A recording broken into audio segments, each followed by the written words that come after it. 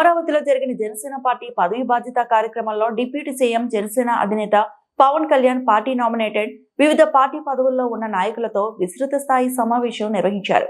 ఈ సందర్భంగా ఆయన పార్టీ ఆలోచన ఆధారిత రాజకీయాలు, సామాజిక సమానత్వం, బాధ్యతాయుతమైన నాయకత్వం గురించి కీలక వ్యాఖ్యలు చేశారు. కూటమి ప్రభుత్వం అధికారంలోకి వచ్చిన తర్వాత అనేక సామాజిక వర్గాలకు కార్పొరేషన్లు ఏర్పాటు చేసినట్టు పవన్ కళ్యాణ్ గుర్తు చేశారు. రెల్లి సామాజిక వర్గానికి కూడా ప్రత్యేక కార్పొరేషన్ ఏర్పాటు చేయాల్సిన అవసరం ఉందని ఆయన స్పష్టం చేశారు. దీంట్లో గౌరవ ముఖ్యమంత్రి గారు కూడా పదే చెప్పేది సింగపూర్ తరహా అభివృద్ధి అని. మీరందరూ అర్థం చేసుకోవాల్సింది కూడా సింగపూర్ తరహా అభివృద్ధి రావాలి అంటే సింగపూర్ తరహా పాలన చాలా చాలా అవసరం.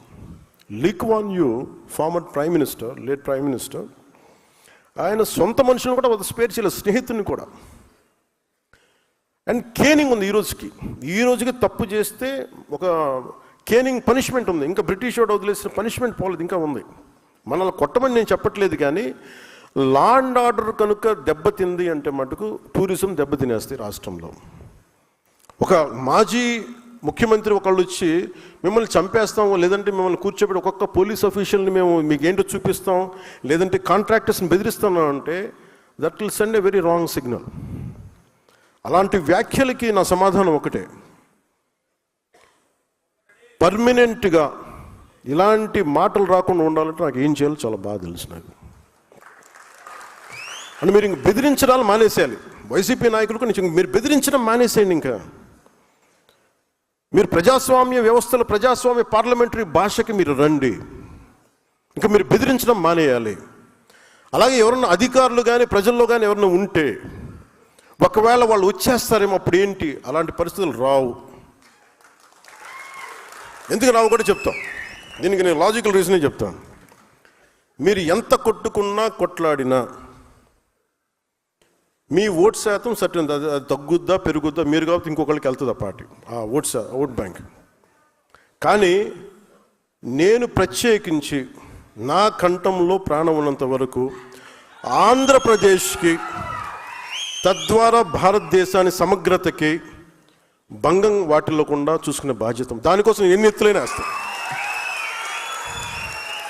అవసరం అయితే అంటే అందుకనే చెప్తున్నా, మీరు ఆ భాషను వదిలేయండి. మీరు గొప్పగా మీరు వెళ్ళండి, నాకే ఇబ్బంది లేదు. కానీ మీరు రౌడీలను వెనకేసుకొస్తాం, గంజా చేసే వాళ్ళని మేము వెనకేసుకొస్తాం. తెనాల్లో గంజా రౌడీలను పోలీసులు పెడితే వీళ్ళు వాళ్ళకి మద్దతుగా పోలీసులకు వెళ్ళారు, వీళ్ళు మన జ్యుడిషియరీకి వెళ్ళారు, న్యాయ వ్యవస్థకి. న్యాయ వ్యవస్థని ఈ రోజున ఏదైనా చేద్దామంటే పోలీసులు ఇబ్బంది పడతాం సార్, చేస్తే మళ్ళీ పోలీసు మనకి కేసులు పెడతారేమోనని, జ్యుడిషియరీ కేసులు అవుతాయేమని, జ్యుడిషియరీ మేము సమాధానం చెప్పాల్సి వస్తుందని. మళ్ళీ లా అండ్ ఆర్డర్ మరి ఎలా హ్యాండిల్ చేస్తాం? మరి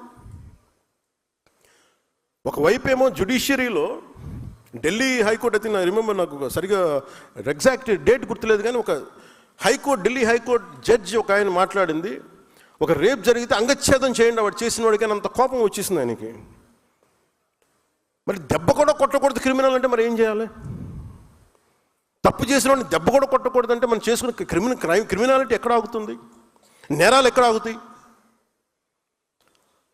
ఒక 10 మంది కూర్చొని, ఒక ఫ్యామిలీ ఒక హోటల్కి వెళ్దామో లేదంటే ఒక బీచ్కి వెళ్దామంటే 10 మంది కూర్చొని రౌడీలు ఏడిపిస్తామంటే వాళ్ళు ఎక్కడికి పారిపోతారు? క్రిమినల్స్ వస్తే, పోలీసులు నిలబడకపోతే.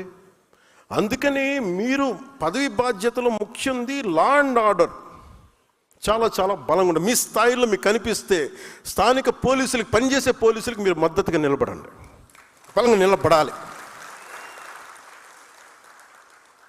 తప్పులు జరుగుతున్నాయి, కరెక్ట్ చేయండి వాటిని. అంటే క్రిమినాలిటీ మీకు కనుక పెరిగిపోయింది అంటే మటుకు ఈ రాష్ట్రాన్ని ఇంకెవడు బాగు చేయలేడు. అందరికీ భయాలు ఉన్నాయి. వాళ్ళు ఐఏఎస్లు కావచ్చు, ఐపీఎస్లు కావచ్చు, వాళ్ళందరికీ వ్యవస్థను అందరం చంపేశారు. పొలిటికల్ లీడర్షిప్ మెల్లిగా వ్యవస్థను చంపేస్తుంది. అంటే ఒక అధికారి వస్తే, ఒక పొలిటికల్ లీడర్షిప్ 10 మంది అనుకుంటే తప్ప ఏమి చేయలేని పరిస్థితికి వచ్చింది. మీరు అలాగే నేను కొన్నిసార్లు ప్రైవేట్ సెటిల్మెంట్స్ మనం చేయకండి. మీరు ఒకళ్ళు చేయాల్సి వస్తే అది చాలామంది కూర్చోబెట్టి చాలా జాగ్రత్తగా చేయండి. అవి కొన్నిసార్లు ఎవరు లేకుండా మన దగ్గరికి వస్తారు, నేను అర్థం చేసుకోగలను. Private settlements, land disputes. కానీ దాన్ని మీరు అవకాశంగా తీసుకొని, మన పదవులు అవకాశంగా తీసుకొని దయచేసి అవన్నీ చేయకండి. అది ఎందుకు అవుద్దంటే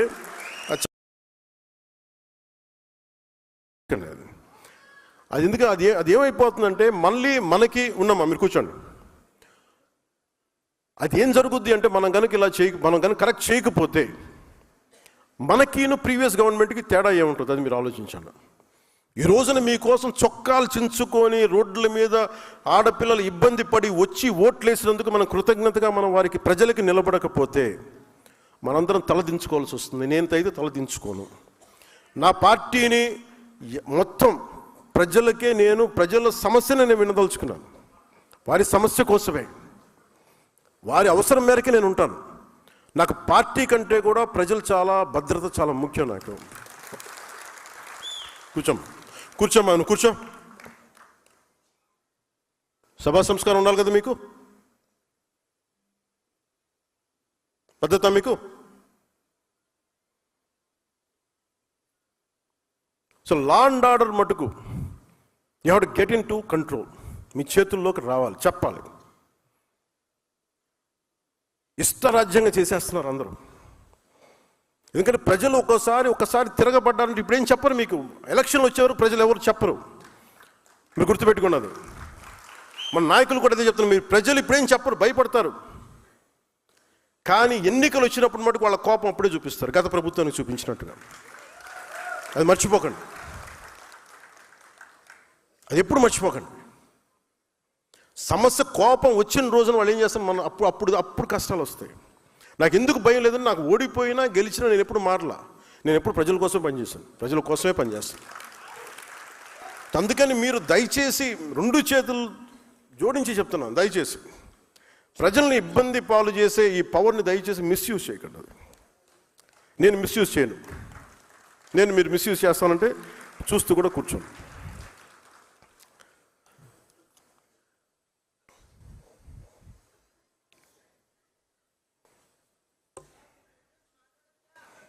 నేను మాట్లాడాలి, మీరు వినాలమ్మా. మీరు మాట్లాడే సందర్భం వస్తుంది. ఇది మాటామంతి కార్యక్రమం లేదంటే జనవాణి కార్యక్రమం అంటే మీరు లెటర్లు ఇవ్వండి ఇటు సైడ్ నుంచి, లేదంటే మాటామంతి అంటే ఇది పదవి బాధ్యత. ఇది కూడా చాలా ముఖ్యం కదా. పదవి బాధ్యత అంటే ఇదే కదా. ఎప్పుడు మాట్లాడాలి, సందర్భోచితంగా ప్రవర్తించాలి కదా, సందర్భానుసారం మాట్లాడాలి కదా. అలాగే కొన్నిసార్లు నాకు ఏం చెప్తున్నారంటే కల్చర్ గురించి మాట్లాడు. ఉదాహరణకి మొన్న టీటీడీ నుంచి నిధులు మన కరీంనగర్ కొండగట్టు ఆంజనేయ స్వామికి వాళ్ళు ఇవ్వడం జరిగింది. దేవుడు తెలంగాణ దేవుడు, ఆంధ్ర దేవుడు అలా ఉంటారా? తెలంగాణ వెంకటేశ్వర స్వామి, ఆంధ్ర వెంకటేశ్వర స్వామి,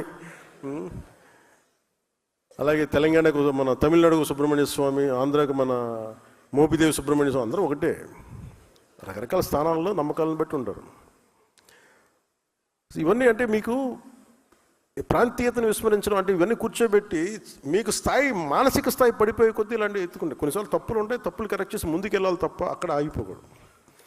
మిగతా వాళ్ళు ఎవరైనా మాట్లాడితే మీరు అలాంటి డిబేట్స్లో మీరు వెళ్ళకండి. పదవి బాధ్యత కింద చెప్తున్నా, అలాంటి డిబేట్స్కి మీరు వెళ్ళకండి. అని ఇవన్నీ ఎందుకంటే భగవంతుడిది హైందవ ధర్మం ప్రపంచంలో ఏ మూల ఎక్కడ ఉన్నా సరే ఇది అందరిది. అలాగే తిరుపతి బాలాజీకి డబ్బులు రిలయన్స్ అంబానీ గారి దగ్గర నుంచి మొహరుమూరు, ఇందాక నిన్న చెప్పిన ఢిల్లీ నుంచి ఒక ఆడబిడ్డ కూడా వచ్చి హుండీలో డబ్బులు వేస్తారు. ఆ డబ్బులు ఎక్కడికి వెళ్ళాలి ఏంటి అనేది అది స్వామివారి, అది వారి ఇష్టం. అది ఆయన ఎవరి ద్వారా నోటు పలికిస్తారు, ఎవరి ద్వారా చేయిస్తారో అది ఆయనది, అది మనకు సంబంధం లేదు. అందుకని ఇది అంటే ఇలాంటి వివాదాల్లో మీరు అనవసరంగా వెళ్ళకండి, నా ఉద్దేశం అది చెప్పడానికి కారణం. అలాగే అంతర్వేది రథాలు కానీ, ఎందుకంటే సెన్సిటివిటీ ఈ మధ్యన ఏమైపోయిందంటే కులాల మధ్య చాలా ఇబ్బందులు అయిపోతున్నాయి. నేను పిఠాపురం చిన్నపిల్లలు కులాలతోటి మాట్లాడేసుకుని వాళ్ళు ఎవరో వెళ్ళి ఇంటర్వ్యూలు చేశారంటే ఇవన్నీ మాట్లాడుతుంటే ఇంత చండాలం అయిపోయారండి మనుషులు అనిపించింది నాకు. నేను చిన్నప్పుడు చదువుకున్న స్నేహితుడు ఎవరో ఏంటో తెలియదు, ఏ కులమో తెలియదు. అందరం రీజనబుల్ స్కూల్స్ నుంచి చదువుకున్నాం. ఎక్కడ కూడా మా పక్క స్నేహితులు ఏ కులం అని తెలియలేదు. ఒకవైపు ఏమో అంబేద్కర్ గారి పేరు చెప్పి అనైలేషన్ ఆఫ్ క్యాస్ట్, కుల నిర్మూలన మాట్లాడతాం, ఇంకోవైపు కులాన్ని ఎగదోస్తూ ఉంటాం. BC schools, BC social welfare, SC ST welfare అని మనమే విడగొట్టి ఇవన్నీ చేస్తుంది జరగవా? అసలు పిల్లలకి కులం లేకుండా చేయవచ్చు కదా ముందు. అసలు ఒకటే స్కూల్ ఎందుకు పెట్టకూడదని ఆలోచన కలుగుతూ ఉంటుంది. ఎవరికి ఆలోచన అసలు నేను పెడదామా లేదా అంటే ఒకసారి మాట్లాడాల్సి వస్తుంది. ఎందుకు పబ్లిక్ డిస్కోర్స్లో మాట్లాడుతున్నా అంటే, before I speak in cabinet I want this to be in public discourse. SC ST schools అని పెడతారు, బీసీ స్కూల్స్ అని పెడతారు అంటే మీరు చిన్నప్పుడు వేరు చేస్తుంది కదా సొసైటీ. అంటే మీరు వేరు మేము వేరు. పిల్లలందరూ కనీసం పిల్లలకైనా మన చండాలం మన దరిద్రం మనందరికి వచ్చేసింది అనుకుందాం. మనం మార్చుకోవట్లేదు. అట్లీస్ట్ పిల్లలన్నా చేయాలి కదా. మన మధ్యన ఎవరు హైకోర్టు జడ్జి, మన సుప్రీంకోర్టు జడ్జి ఎవరు మాట్లాడతారు, హైకోర్టు జడ్జి థింక్ ఉత్తరప్రదేశ్, ఈ కులాలకి మిగతా కులాల నుంచి పెళ్లి చేస్తే బాగుంటుంది, వాళ్ళ అమ్మాయిని ఇట్లా ఇచ్చి పెళ్లి చేస్తే అసలు ముందు అక్కడ దాకా ఎందుకు వెళ్తారు? పెళ్ళి అనేది వాళ్ళ ఇష్టం. అది ఎవరిని చేసుకోవాలి, అది వాళ్ళ ఇష్టం. అది కనీసం మన చేతిలో ఉంది స్కూల్స్ కదా. స్కూల్స్లో కూడా మనం చేయలేకపోతున్నప్పుడు ఇంకా కరెక్షన్ ఎప్పుడు మా కుల నిర్మూలన అనేది జరగదు ఇప్పటికీ. నాకు అందుకు అనిపించింది, అలాంటి ఉండబట్టి ఈ రోజున రెచ్చిపోయి ఎవడు పిఠాపురంలో మాట్లాడుతూ ఉంటే పిల్లల మధ్య మాట్లాడుకునే మాట అది ఇద్దరు విభిన్నమైన కులాల నుంచి మాట్లాడుతున్న సమాజం విచ్ఛిన్నం అయిపోతే బతుకుతూ చెప్పండి. అంటే ఇవన్నీ ఎందుకు చెప్తున్నానంటే, మీ స్థాయిల్లో యు ఆర్ ఎక్సలెంట్ లీడర్స్. అన్నీ నా దగ్గరికి వచ్చి నా నెత్తి మీద పడేస్తే నేనేం చేయలేను, భుజాలతో అట్లస్ గాడిలో కుంగిపోతాను. మీరు కూడా కొంత బాధ్యత బరువు పంచుకోమని నాకు విన్నపం. నాకు మొత్తం నా మీద వేసేసి, మా ఊర్లో రోడ్డు లేదండి నువ్వు చేసి అండి, మాకు ఇక్కడ మా ఇంట్లో అంట్లు తోటానికి ఎవరు లేరు, కొంచెం వచ్చి అంట్లు తోయండి, ఇక్కడికి వెళ్తుంది. అలాగే అది ఎక్కడో చోట మీరు పదవి బాధ్యత అంటే మీరు కూర్చొని మీరు కన్ను వాళ్ళేసి ఏంటి బాగుందా ఏం జరుగుతుంది అట్లా కాదు. బాధ్యత తీసుకోండి, కొంచెం బాధ్యత తీసుకోండి. ఇలాంటి సమస్య వచ్చినప్పుడు చాలా సమర్థవంతంగా మీ వాదన వినిపించండి, తిట్లు లేకుండా, బూతులు లేకుండా. ఇదొకటి మీకు మీ దృష్టికి తీసుకుదలుచుకుందాం.